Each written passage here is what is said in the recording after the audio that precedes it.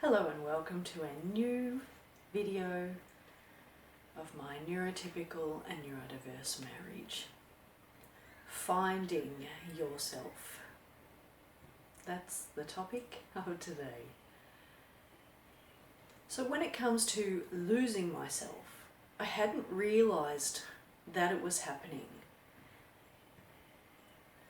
So when I stayed with him for those 3 years, he wasn't social, he didn't have a social life, and so I moved to his place and I'm there for about 3 years, and it's just me and him.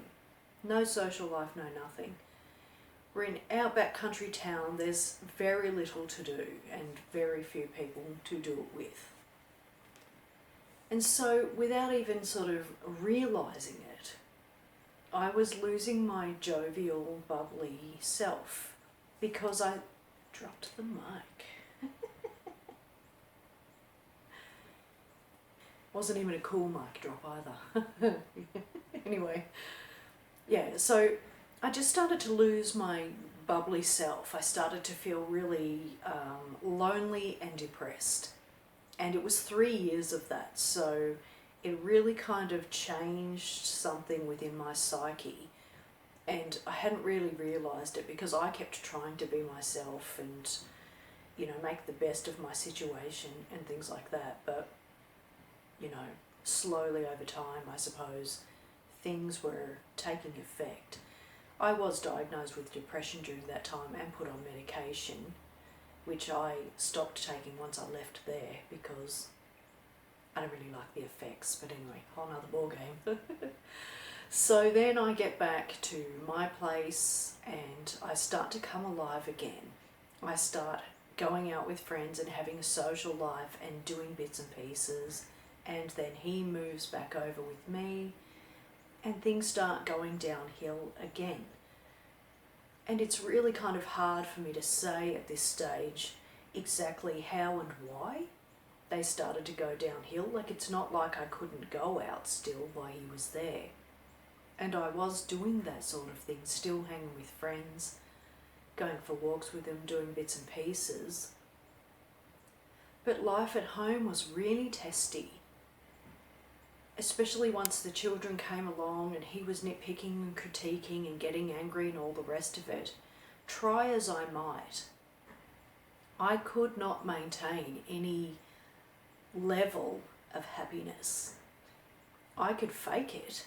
And I would go out to work and, hi, how are you? How's your day? How's your weekend? Blah, blah, blah. Get on the phone. Hello, how can I help you? Whatever, whatever, you know. Put on that brave face and just get on with it. But on the inside, I was really feeling very glum because life at home was so hard. And I've got this man who's losing his temper all the time and he's critiquing everything I do, and I've got to go out into the real world and act like rainbows and sunshine.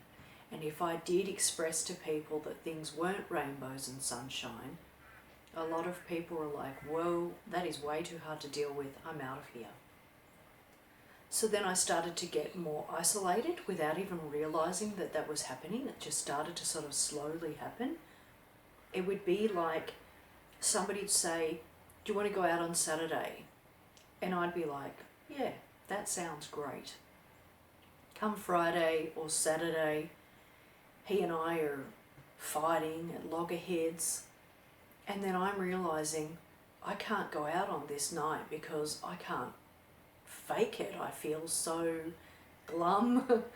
What am I going to do? And so then I'd start cancelling this and saying no to that. And so the support networks just start dropping off. And then the kids come along and he works away. And while he works away, I have such a sort of small support network that there was often no one to mind my children. And so I was just parent 24/7. Mum and dad, cooking, cleaning, school, washing, everything by myself because he works away. No sort of respite. nobody to really sort of come over and mind the children for me while I do something, just dragging them everywhere, and then having a child with special needs and having to deal with him and the rest of the siblings, and it just got to a point where there wasn't anything I could do while I was parenting them. You couldn't really have a social life. Any kind of activity that I did, like salsa dancing, I would have to do when he was home, and then I couldn't do it while he was away. So the isolation starts to build even more. And then I'm starting to like not go out, not have friends over, not go dancing, not keep up with the taekwondo that I used to do and all of that kind of stuff. Everything starts to sort of slip away.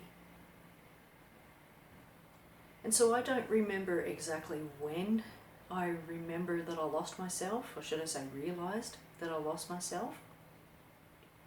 Possibly pre-COVID, so 5 or so years ago.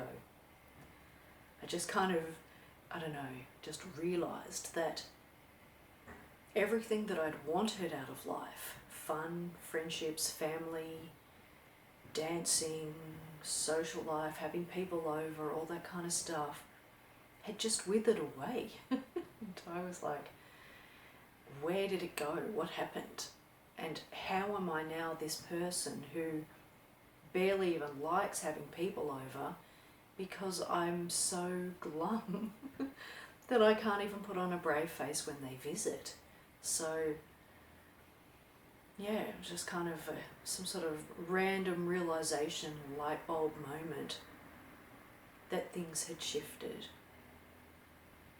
And so then I spent obviously the next so many years thinking, how am I going to better this?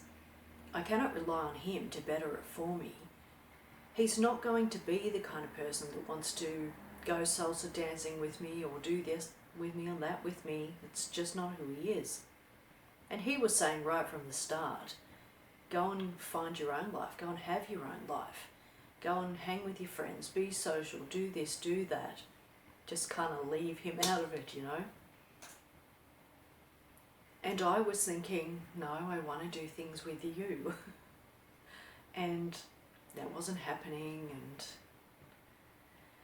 so recently, even more so, I've been thinking, how do I fix this? How do I get back to who I am, who I was? Now, I don't expect that I'll ever be 100% the jovial person that I was. I think that when you have this much sort of trauma in your life, it does change you. It changes your mental status. It changes probably your physicality, everything, you know. And so I'm not going to be that lively person. But I will say this, if you look at any movie star and you see a photo of them in their 20s, and you compare that to a photo of them when they're 40s, 50s, middle age and beyond, their smiles aren't the same. So in that sense, I'm not any different. And maybe this is a thing that all people do. You know, you start off really vibrant in your 20s and it just fades, right? Perhaps that's super pessimistic and it's wrong, and there are people out there who can dispute that. That's fine. Just putting it out there that for me it feels like this is almost something everybody goes through. But in my case and others in these situations, maybe it's like a harder fall. So the first thing I did was started volunteering. He had always wanted me to go out and get a full-time job and get paid and earn my own way and things like this. And because of the children, that just wasn't really very possible. So I started volunteering 1 day a week, helping out at an opportunity shop that raises money to help people who live in poverty. And that was really fun. I just liked getting up, interacting, going out, being helpful, something that I felt that I hadn't been for a while. I mean, I know that I'm home and I'm raising children and there's a real significance to that, but it's very isolating and I wanted to just get out. And so instead of finding work, I just found part-time volunteer work. And so that was step one of me kind of trying to find myself. And I've been really enjoying that. I love the people that I work with. They're really cool. They're very easygoing. And I actually get to talk to people. So silly to say that out loud, but I get to talk to people, adults even. Woo. So, yay. And then from there, I thought, well, okay, I have been out of shape since COVID. COVID hit and we just all became couch potatoes and the calories are going in and there's no calories burning off, and you know, it's not very good for the health. So, alright, let's combat that. So I signed up to do gym classes. And the gym classes I'm doing, they're grueling, they're awful, I can't keep up. It's just a slap in the face reminder of how completely unfit I am. But the camaraderie is good and the people there are encouraging, and I don't do beyond my means regardless of how much they say, keep going. Like, yeah, no, this is my level. This is where I'm sticking at for now, you know.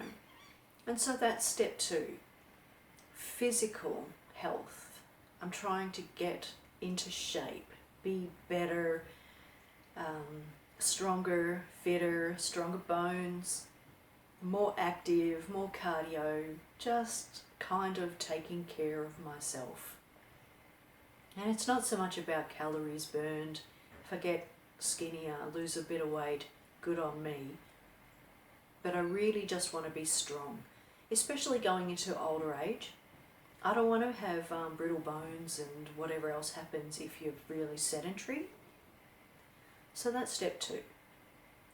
And then randomly I happen to be looking for a job for my ASD son, because we're trying to get him employed at the moment and he's just kind of, I don't know if struggling's the word, but he's just not motivated. He said that to me, he's just lacking motivation. So I've been trying to find him work and going on places where jobs are advertised and then talking to him about it and saying, you should apply for this one, you should apply for that one.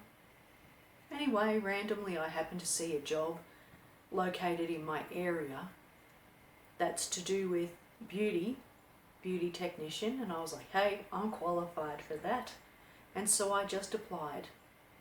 And I wasn't really expecting much, but I'm thinking, hey, what have I got to lose, right? I apply, they say no, Anyway, I go for the interview and they call me that afternoon and I get the job. So, woo!